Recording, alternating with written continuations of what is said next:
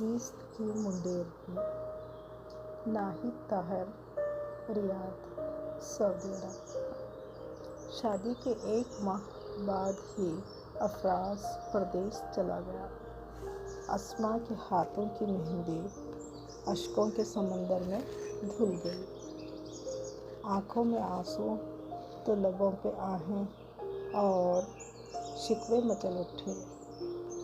ہجر کی دیوار ایسی حائل ہوئی کہ دل تڑپ اٹھے۔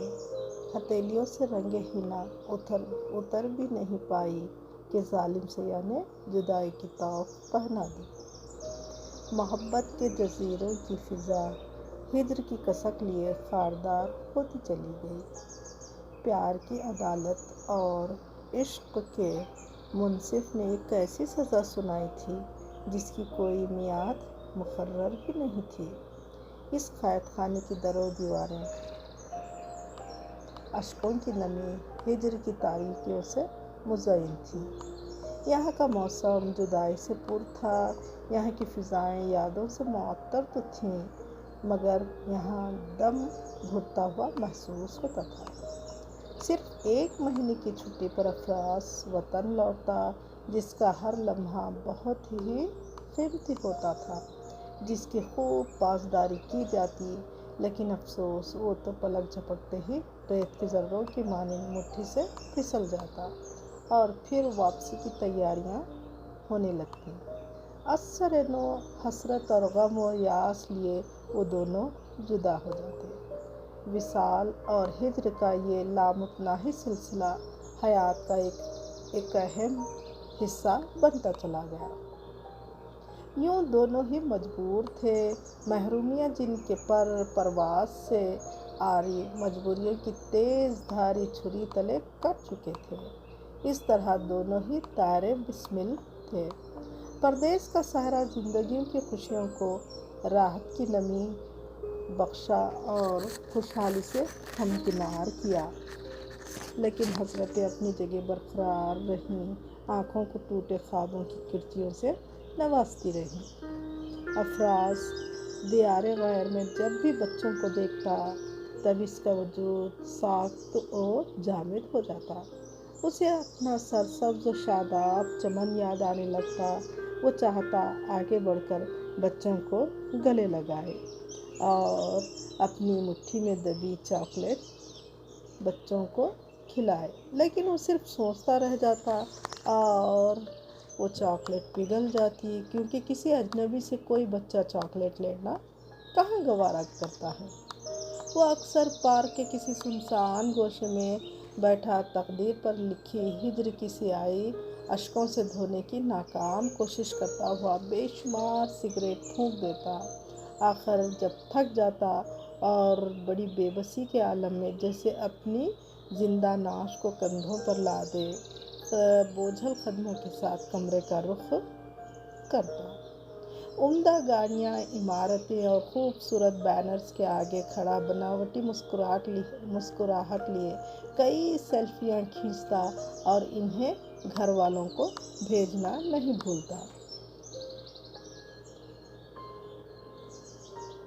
بچوں کا سر تصویریں دیکھ کر خوشی سے تن جاتا، رشتہ دار رشک آمیز نظروں سے اسما کو دیکھنے لگتے اور اس کے روشن مستقبل اور تقدیر کے چرچے ہونے لگتے۔ 60 سال کی عمر میں کمپنی نے افراز کو ریٹائرمنٹ سے نوازا، تب وہ واپسی کی تیاری کرنے لگا۔ بیوی بھی بہت کمزور ہو گئی تھی۔ سیٹلمنٹ کی رقم کا ایک بڑا حصہ بیوی کے اکاؤنٹ میں ٹرانسفر کیا۔ بیوی کے لیے کنگن خریدے جس کی وہ بہت دنوں سے فرمائش کر رہی تھی۔ بہو اور بیٹے کے لیے موبائل گھڑیاں اور بیٹی کے لیے سونے کی چین، داماد کے لیے انگلینڈ کا سوٹ۔ تمام تیاریاں مکمل ہوئیں۔ صبح 5 بجے کی فلائٹ تھی۔ دوست احباب نے ایک پارٹی کا اہتمام کیا تھا۔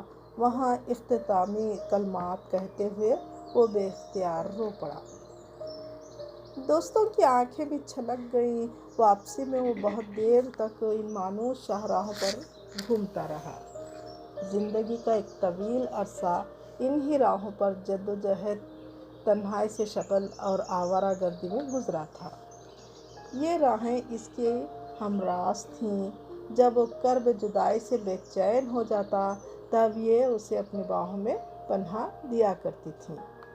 زندگی اب اس موڑ پہ کھڑی تھی جہاں وقت ہی وقت تھا اور وہ اسے اپنی کمزور مٹھی میں قید کیے دیس لوٹ رہا تھا، اور اسما کے قریب پہنچ کر اپنی اس بند مٹھی کو کھولنا چاہتا تھا تاکہ اسما تاعمر کی محرومیاں بھول کر مسکرا اٹھے۔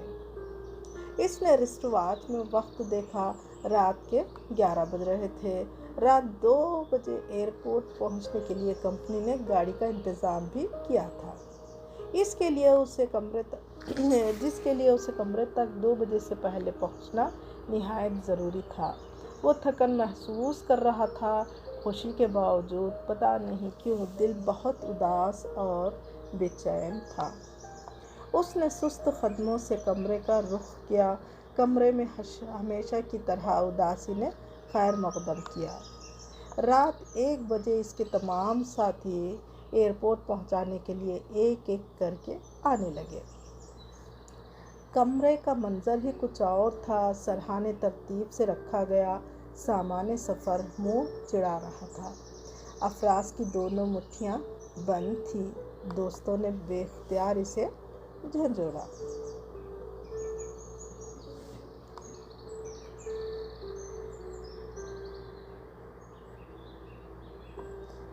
وہ ابدی سفر پر نکل چکا تھا۔ مصروف زیست کی منڈیر پہ کھڑی سسکتی محرومیاں دہائی دیتی رہ گئیں۔ ہجر کی سیاہی کبھی مصروفیات کا باعث بنی تو کبھی کاتب تقدیر کا۔